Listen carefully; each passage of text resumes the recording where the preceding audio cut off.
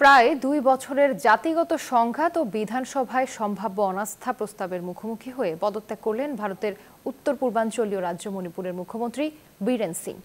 রাজ্যপাল অজয় কুমার ভাল্লার কাছে পদত্যাগপত্র জমা দেন তিনি। তবে বিকল্প না পাওয়া পর্যন্ত তাকে দায়িত্ব পালন করতে বলা হয়েছে রাজ্যপালের পক্ষ থেকে।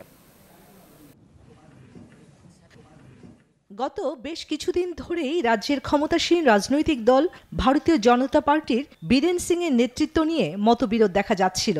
দলের অভ্যন্তরে ও বাইরে দ্বিমুখী চাপের মুখে ছিলেন মণিপুরের এই মুখ্যমন্ত্রী।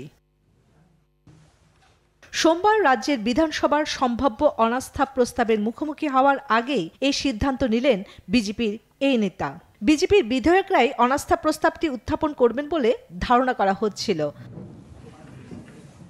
রাজ্যপাল সিং বীরেনের পদত্যাগপত্র গ্রহণ করেছেন এবং বিকল্প ব্যবস্থা না হওয়া পর্যন্ত তাকে দায়িত্ব পালন করতে বলেছেন। এক বিবৃতিতে তা বলা হয়েছে। মুখ্যমন্ত্রী পদত্যাগের ফলে সোমবার থেকে শুরু হতে যাওয়া মণিপুরের বিধানসভার বাজেট অধিবেশন বাতিল করা হয়েছে বলে জানিয়েছে রাজ্যপাল।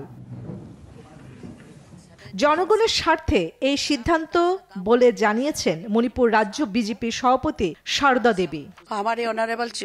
মুখ্যমন্ত্রী রাজ্যপালের কাছে তার পদত্যাগপত্র জমা দিয়েছেন, কারণ তিনি এটি নিয়ে চিন্তা ভাবনা করছিলেন এবং অখণ্ডতা রক্ষা করতে চেয়েছিলেন।